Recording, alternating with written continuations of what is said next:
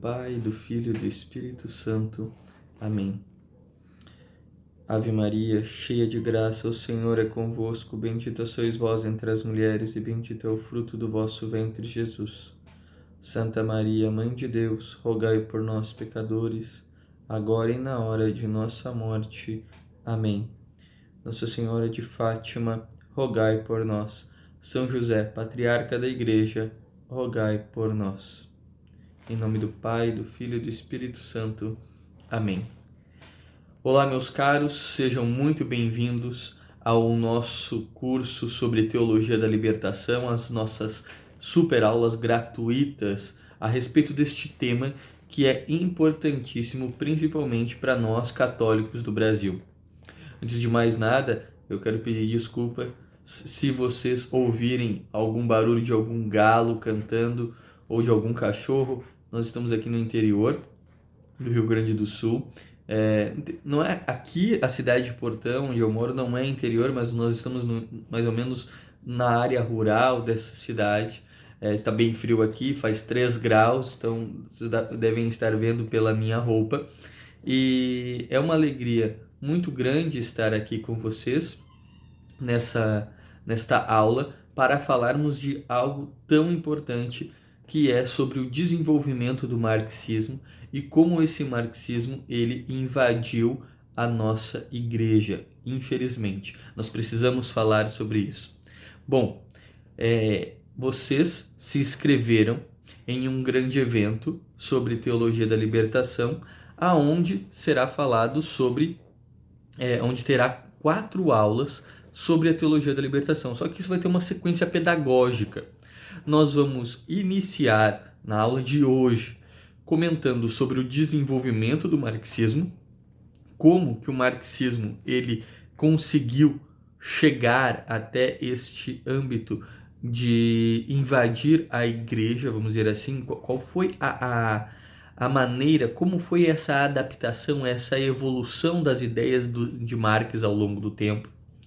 Na aula 2, que será no dia 8 de julho, não percam, fiquem atentos ao e-mail de vocês. No dia 8 de julho, então, vocês receberão acesso à segunda aula, aonde eu vou falar sobre a igreja lutando contra este mecanismo da teologia do marxismo. A igreja agindo para impedir que essas ideias entrassem na igreja. Porém, nós sabemos que mesmo com toda a ação da igreja, isso não foi evitado. Então, na aula 3, nós vamos falar especificamente sobre a inserção do marxismo dentro da igreja, a infiltração comunista que foi através da teologia da libertação. E na aula 4, por fim, nós tocaremos então nas consequências que esta infiltração gerou dentro da igreja, como também comentaremos algumas soluções que nós podemos tomar para evitar que isso possa acontecer. Nós estamos vivendo uma situação, um momento no qual nós estamos em uma guerra cultural. Nós vivemos isso, realmente essa realidade que nós estamos vivendo. Uma guerra entre a cidade de Deus e a cidade dos homens. E o demônio, ele sempre agiu através da mentira. A arma que o demônio tem para nos destruir, para fazer com que a gente peque, é a mentira. Foi essa a arma que ele usou contra Adão e Eva. E é esta a mesma arma que ele usa todas as vezes contra nós. E tanto em ações individuais como em grandes ações, ou seja, desde mentiras pequenas, como dizendo para nós que aquilo não é pecado, até mesmo para colocar grandes ideologias como se fossem verdades, como se fossem coisas boas, mas que no fundo são grandes mentiras. Então, essa é a ação que o demônio ele realiza. E infelizmente, muitos de nós muitas vezes acabamos caindo nas falácias e nas mentiras que são nos apresentadas. E antes de iniciar o conteúdo da aula, eu gostaria de contar um pouquinho para vocês a minha história, algo que eu nunca contei em nenhum local. Todos os meus alunos que estão nos meus cursos online, nenhum deles sabem essa história e eu estou falando aqui de maneira exclusiva para vocês. Por que eu estou falando isso? Qual é o objetivo? É mostrar que a ação da teologia da libertação, a ação do marxismo dentro da nossa fé pode nos destruir. Eu sempre fui de uma paróquia, digamos assim, tomada pela teologia da libertação. A diocese, ela acaba também tendo um viés muito ideológico, apesar de ser uma nova diocese. E por conta disso, os padres que acabavam vindo do clero para cá, não que eles sejam ruins, mas infelizmente eles receberam uma má formação. É uma triste realidade que existe em quase todo o Brasil hoje. E o que acontece? Eu comecei dentro da minha formação, né, ensino fundamental, ensino médio, universidade, a ser invadido com essas ideologias. Eu já lembro disso no meu ensino médio. No meu ensino médio, haviam professores que começaram já a convencer-me de que o marxismo, de que o comunismo, de que o socialismo eram ideias corretas e era a única possibilidade que nós teríamos de ter um mundo melhor. Ou seja, aquela vontade que o jovem tem de fazer as coisas certas, de certa maneira, lutar contra o mal, acaba sendo canalizado para algo ruim, acaba sendo canalizado para algo mal, que era o que estava acontecendo. E o que acontece? Um certo professor, na minha formação, disse: olha, mas não tem nada mais evangélico e cristão, Edmilson. Sempre fui, digamos assim, religioso. Porém, defendia a minha fé, ia na igreja, tudo, mas não era uma conversão verdadeira. Minha conversão verdadeira vai se dar aos meus 16 anos, 17 anos. Mas ainda nesse tempo aí, meus 14, 15, eu estava meio balançado. E o que acontece? Ele vai falar o seguinte: olha, você está aqui defendendo a igreja e tudo mais, defendendo a igreja não, mas você vai à missa e tal, não tem nada mais evangélico, não tem nada mais cristão do que o marxismo. E pela primeira vez eu ouvi falar sobre teologia da libertação. Bom, isso passou, acabei entrando para a universidade, acabei tendo uma conversão, ou seja, uma ação mais profunda dentro da igreja. Porém, em 2013, eu acabei percebendo que eu estava vivendo o cristianismo de uma maneira toda errada.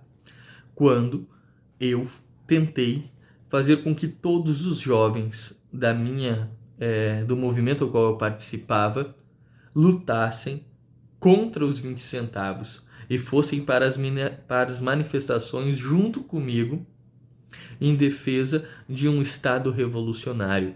Porque eu acreditava que realmente o marxismo com a fé estavam juntos. Veja só, eu acabei adotando, né, um cristianismo de certa maneira herético, mas nem sabia, não fazia nem ideia.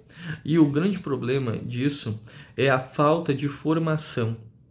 Eu nunca nunca havia naquele momento recebido um ensino sobre. Ninguém havia me ensinado, ninguém havia me ajudado a discernir o que é o verdadeiro catolicismo. Muitas dúvidas que eu chegava para os meus pais ou para o meu sacerdote, infelizmente, eles não sabiam responder. E eu acabava caindo nas falácias que os professores me apresentavam. Bom, desse fato, então, dessa luta ideológica a qual eu vivi vamos dizer assim, aonde eu percebi que na verdade eu estava sendo enganado pela universidade, enganado pela escola, enganado pelos meus professores, enganados até mesmo pelo sistema educacional que me apresentou um cristianismo totalmente diferente daquilo que realmente foi. E ainda mais, me apresentaram uma igreja totalmente deturpada, uma igreja que ao longo de toda a história ela foi sempre errada, mas que a partir da década de 60, a partir da década de 70, quando surge a teologia da libertação, aí veio a nova igreja, aí veio a igreja correta, a igreja que lutava pelo pobre, a igreja que lutava pelo marginalizado, fazendo com que uma ação que sempre existiu dentro da igreja, que foi a caridade e o amor fraterno, se transformasse agora em uma ação política e ideológica. Isso não é tudo. O resultado disso é o seguinte, e é essa parte aí que eu nunca contei para ninguém. Em 2013, então, no meio daquelas manifestações e discutindo com muitos dos meus amigos a respeito dos acontecimentos daquela época, principalmente discutindo porque eu olhava para eles e via, meu Deus, mas como esses caras vão na igreja e não querem lutar pela justiça? Como eles estão dentro da missa, vão à missa e ali eles não querem lutar por aqueles que precisam deles. Cadê o amor? Cadê o carinho? Cadê o amor fraterno que Deus nos ensina? Cadê o amor pelo próximo? Era aquilo que eu me perguntava. Até que um dos meus amigos me encaminhou um curso, então, do padre Paulo Ricardo, chamado Marxismo Cultural. Neste curso, então, eu comecei a perceber que, na verdade, eu estava sendo muito enganado. Bom, a questão é que, como eu disse, eu mudei. Em 2013, então, ao ter acesso àquela verdade, eu comecei a perceber que eu precisava conhecer a verdadeira história da igreja, conhecer a verdadeira igreja, e comecei a me aprofundar nos estudos.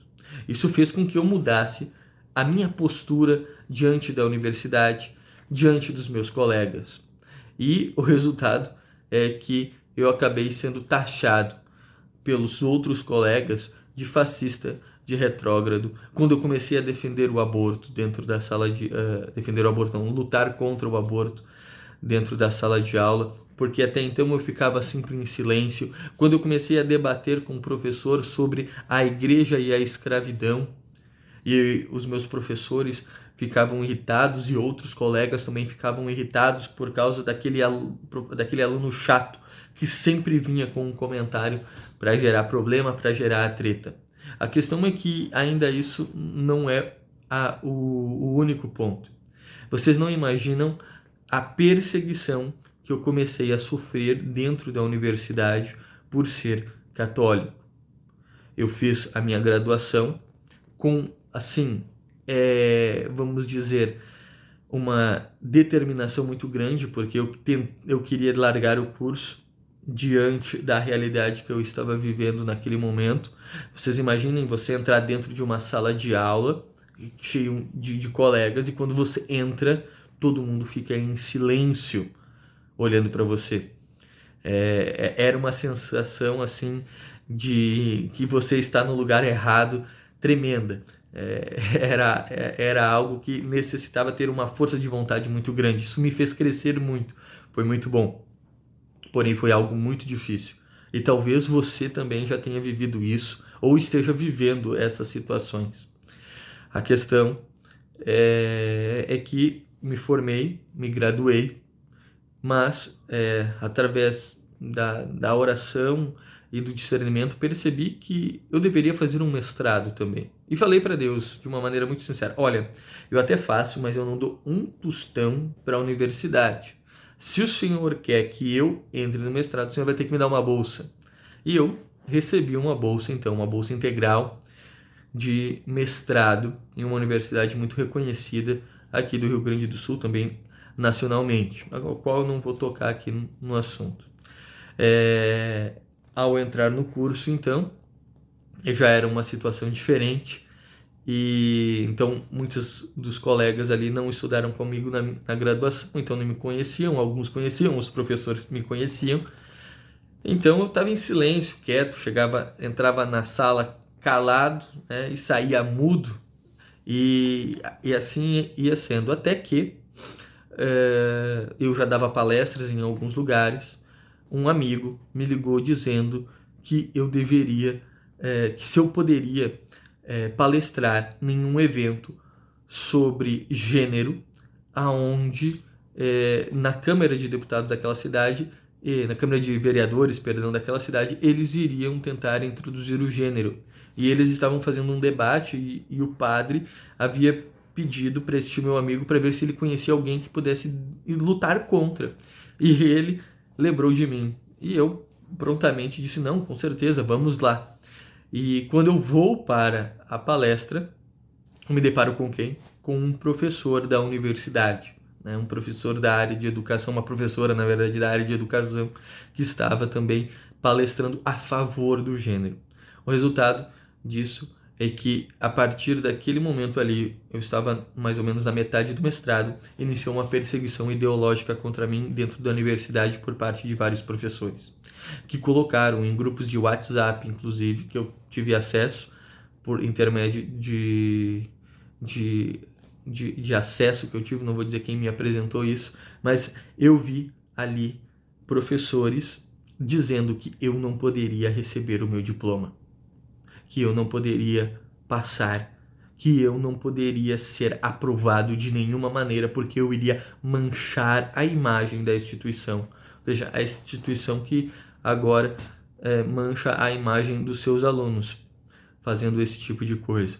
Mas enfim, a questão é que essa denúncia que eu estou fazendo aqui, contando essa história, é para mostrar que é algo muito difícil nós vivermos na situação atual que estamos vivendo. Nós estamos em uma guerra cultural. Isso precisa ficar claro para nós. A questão é que isso não é tudo. Graças a Deus, por intercessão divina, eu consegui fazer a minha qualificação, conseguir levar o trabalho para a banca. E no dia 13 de maio, dia da minha banca, que não fui eu que marquei, 13 de maio, dia de Nossa Senhora de Fátima, a qual sou muito devoto, Nossa Senhora cuidando e protegendo tudo, eles marcaram a minha banca. E para vocês terem ideia, só para não me alongar aqui e a gente não ficar muito tempo nisso, iniciou a discussão, a banca iniciou com a seguinte questão. Bom, ao analisar o seu trabalho, Edmilson, eu vejo aqui na sua epígrafe, uma das avaliadoras disse, né, que você colocou aqui uma frase de um santo chamado Hugo de São Vítor. Fui estudar um pouco a história desse santo e vi que ele é um santo, não é, na verdade, um filósofo, né, não é santo. Hugo de São Vítor não é santo ainda. E eu vi que ele é um grande filósofo católico, da educação católica, da pedagogia vitorina. Então eu olho para você aqui e eu olho para o Edmilson católico. Bem assim, a professora falou e iniciou todo o ataque à minha dissertação. E a minha dissertação era sobre o quê? A minha dissertação era sobre teologia da libertação e a interferência dela na companhia de Jesus. Então vocês imaginem qual foi o resultado. Eu recebi as críticas mais variadas possíveis, ao ponto até mesmo de dizerem que a teologia da libertação não era de esquerda, não era marxista, não era comunista. Bom, é isso que eu vou responder hoje nesta aula. Primeira coisa, vou mostrar que realmente a teologia da libertação tem um viés marxista. E eu vou mostrar a linha evolutiva do marxismo e como isso ocorreu. Além disso, eu vou tentar ajudá-lo para que isso que ocorreu comigo, para essa perseguição, para essa destruição que ocorre muitas vezes nas almas de muitos jovens aqui dentro das universidades, não ocorra também com você. Eu quero lhe dar aquilo que eu não recebi, aquilo que eu tive que buscar por mim mesmo, aquilo onde eu tive que ir atrás. Eu quero agora apresentar para você. algo bem didático, bem resumido, para que você conheça as raízes de toda esta luta cultural e desta infiltração comunista que nós temos dentro da igreja. Bom, Marx, ele não cria suas ideias do nada, né? O marxismo de Marx não surge do nada. Marx, ele baseia suas teses em outros dois grandes filósofos da Alemanha, chamado Kant e Hegel. Estes dois filósofos são as bases do pensamento de Marx. Marx, ele foi na linha filosófica destes dois grandes filósofos, grandes eu digo não por conhecimento, mas digamos pela estatura que eles acabaram recebendo. Até vou explicar um pouco do porquê dessa estatura. Kant, ele escreve dois grandes famosos livros, livros densos, muito densos, difíceis de leitura, chamados Crítica à Razão Pura, Crítica à Prática e Juízo. Esses vão ser os 3 livros que Kant vai escrever, onde vai fundamentar todas as suas teses. E nestes livros, então, no primeiro, ele faz uma reflexão de que não existe a verdade objetiva, que nós não temos como acessá-la e que a nossa razão ela é totalmente limitada, ao ponto de que, ao analisarmos algo, você não fica com aquilo, você não absorve aquele conhecimento. Na verdade, você absorve um conhecimento deturpado. Ou seja, toda vez que você aprende alguma coisa, você não aprendeu realmente aquilo que ela é. E sim, você aprendeu alguma coisa deturpada dela. Ou seja, não existe razão, não existe inteligência, não existe nada concreto que você possa aprender. Isso já causou um caos. Além disso, ele escreve o livro Crítica à Razão Prática, dizendo que toda a nossa ação é guiada por as nossas ideias, de maneira muito objetiva. Em outras palavras, ele disse que, de uma maneira muito simples, que toda a nossa ação é realizada através de erros. Nós não seguimos os princípios corretos das coisas porque nós não temos como segui-los, nós não temos o conhecimento deles. Para tentar resolver este problema, então, através do livro Juízo, ele tentou apresentar de que o que a gente pode fazer para resolver este problema é através de alguma ideologia, através de algum pensamento ideológico que possa, então, nos conduzir a fazer aquilo que, de fato, poderia ser correto. Enfim, a questão é que toda essa crítica à razão, essa ação de conhecimento, de visão do conhecimento, acabou influenciando um outro pensador chamado Hegel. E Hegel, ele tinha uma ideia um pouco diferente. Hegel, ele dizia que todos nós, fazemos parte de um universo que está se conhecendo ao longo do tempo, um universo que está em grande evolução, que a cada geração, a cada momento, ele está aprendendo cada vez mais sobre ele mesmo, e que desde o sofá, desde da cadeira até nós mesmos, tudo faz parte deste universo. E que a única maneira que nós temos para fazer com que essa evolução ela ocorra de uma maneira mais rápida e assim a gente possa chegar ao conhecimento profundo das coisas é através de um sistema dialético, onde há uma tese e desta tese surge uma antitese, uma antítese, aonde nós vamos lutar para destruir aquela tese. Da luta entre a tese e a antitese sai uma síntese. Só que desta síntese já sai uma tese que luta contra uma outra antitese contrária dela. E assim gera outra síntese. E através desse sistema destrutivo, prestem bastante atenção, desta dialética destrutiva, a única maneira que nós temos para evoluir é através da crítica de tudo. É através da destruição de tudo. Veja, as nossas universidades hoje nada mais fazem do que isso. Até mesmo hoje, dentro da educação, regular, ensino fundamental e médio, nós percebemos que muitos professores, em vez de ensinar, eles ficam destruindo tudo. Eles destroem os nossos princípios, eles destroem a nossa história, eles destroem a nossa família. Isso é um pensamento hegeliano. Isso está dentro de uma linha de pensamento hegeliano. Só que o que ele disse? Hegel, ele se tornou muito famoso e sua filosofia se tornou muito importante porque ele acabou dizendo que a sociedade mais evoluída que tinha o conhecimento de tudo isso era o Reino da Prússia, o qual ele pertencia.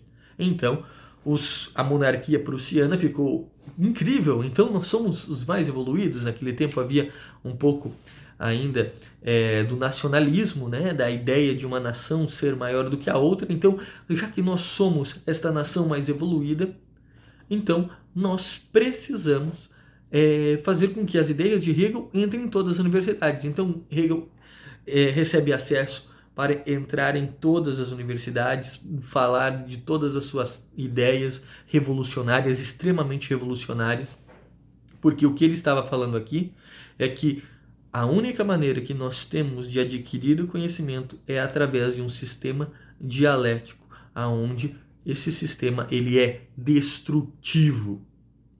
A questão é que Marx ele vai ter acesso a essas ideias e a partir delas, então, ele vai desenvolver a sua dialética marxista. Bom, a questão é que Hegel, ele vai, a partir dele, terão duas linhas filosóficas. Uma sobre o espírito universalista, dessa ideia do espírito universal, criador de tudo, e uma ideia mais materialista. Ludwig Feuerbach, ele, seguidor de Hegel, vai iniciar então uma defesa a essa ação na qual nós devemos criticar tudo. E Feuerbach dizia que o cristianismo ele precisava ser destruído. Na frase dele, ele dizia o seguinte: o cristianismo é uma religião criada pelos homens para um Deus perfeito.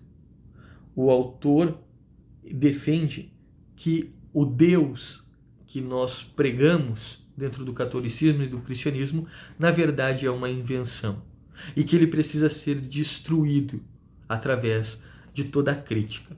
Marx, ele escreve um livro onde vai ter as suas teses mais densas da filosofia. São 11 capítulos onde ele comenta as teses de Feuerbach, onde ele combate as teses dele, e ele diz o seguinte: não, o cristianismo ele não precisa ser destruído, mas sim a gente precisa destruir toda a religião. E além disso, nós precisamos ressignificar essa religião, porque na verdade a religião ela é uma criação ideológica para sustentar uma estrutura.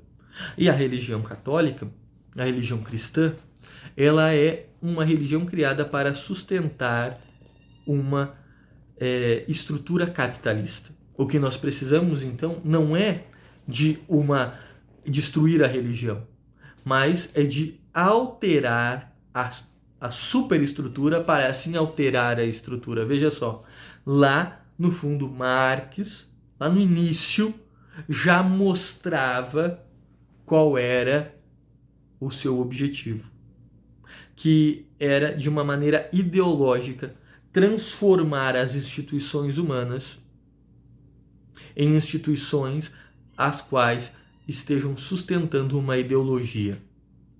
A questão de Marx é que nós estamos vivendo atualmente uma situação na qual o centro da nossa civilização é a economia. Porém, essa não é a maneira correta, porque a economia ela é uma instituição secundária, ela não faz parte daquilo que é essencial para a vida humana. Instituições primárias que formam a nossa sociedade, nossa sociedade, ela nasce do quê?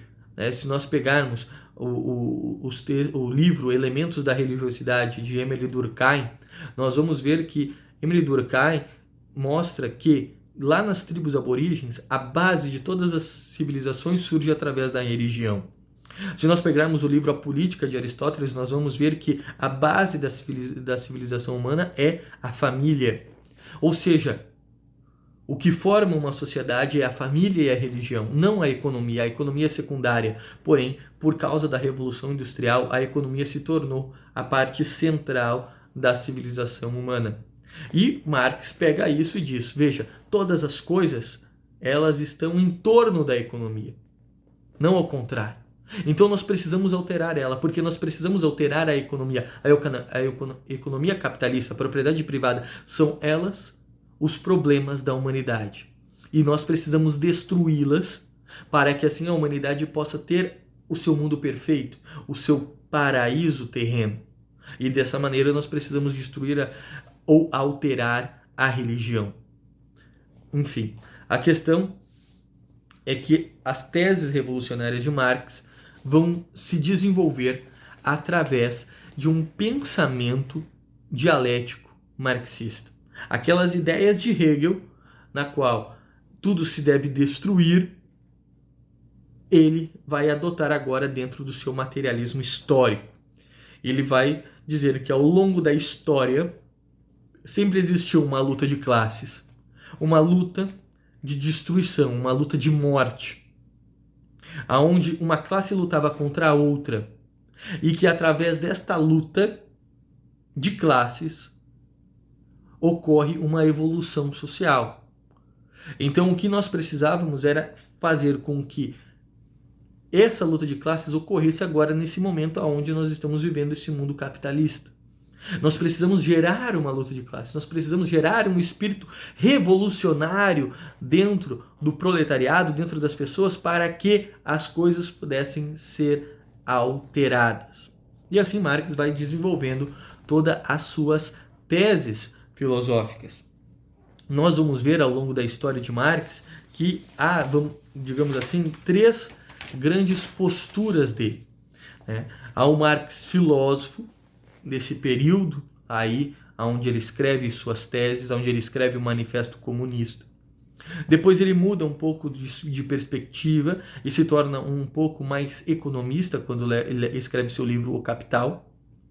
E, por fim, Marx escreve um livro que vai fundamentar toda a ação do marxismo cultural e que vai fazer todo o ataque contra a nossa fé, aonde ele se torna sociólogo, quando ele escreve o livro Família, a origem da família, do Estado e da propriedade privada.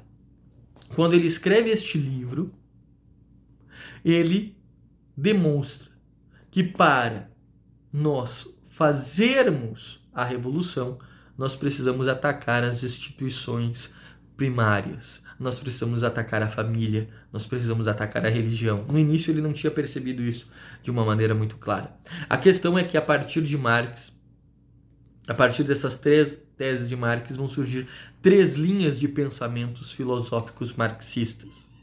Baseado na linha filosófica de Marx, nesse marxismo mais filosófico, nós vamos ter uma ala na qual vai ser defendida aonde o marxismo, a revolução, ela vai ser gerada de uma maneira natural, que nós não precisamos motivá-la. Isso vai ser a linha do marxismo da social-democracia, de Karl Kirsch. Este filósofo, o Karl Kautsky, ele vai definir, então, que o marxismo ele vai acontecer de uma maneira natural ao longo da história. A questão é que está até aí hoje e o marxismo ele não ocorreu de uma maneira natural. Nunca a crise do capitalismo chegou a acontecer ao ponto de ter uma destruição e surgir o comunismo. Nessa linha, nessa outra linha de Marx, baseando-se nessa linha mais economista, nós vamos ter então um filósofo chamado Edmundo Bernstein, aonde ele vai defender, tá bom, que o socialismo ele é evolutivo, mas que porém nós precisamos de uma interferência humana. Rosa Luxemburgo, que vai seguir a linha do socialismo, aonde vai definir que o socialismo, para ele poder acontecer, ele precisa atingir todo mundo. Enfim, surgem inúmeras ideias, tá? Principalmente essas 3 ideias do marxismo, aonde vão ter várias linhas de frente daquilo tudo que pode ser feito. Alguns que defendem que um sistema natural que vai gerar normalmente, outros que precisam de uma interferência, outros que precisam emplacar o marxismo em todo o mundo para de fato ocorrer um socialismo. Não pode apenas uma parte. A questão é que o Manifesto Comunista ele vai ser traduzido do alemão pela primeira vez para o russo. E é na Rússia que o marxismo vai ter os seus verdadeiros efeitos, com um cara chamado Lenin.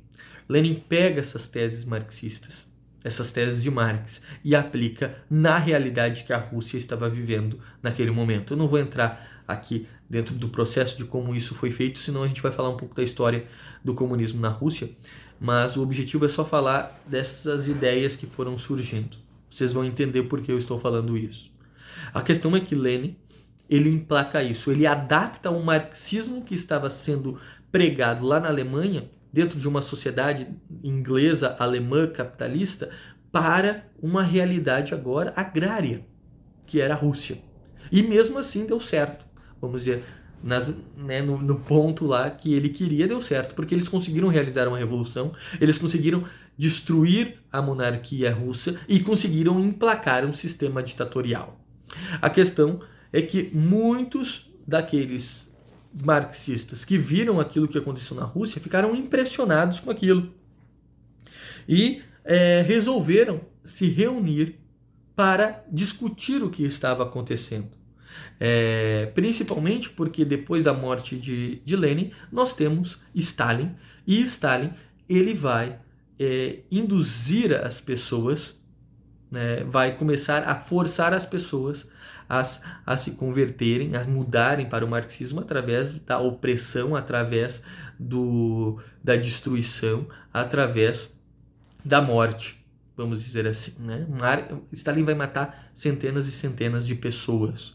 A questão é que um cara chamado Felix Weil faz um evento, e neste evento, ele, ao estudar mais profundamente as teses de sociologia de Marx, ele percebe que eles precisam realizar uma evolução.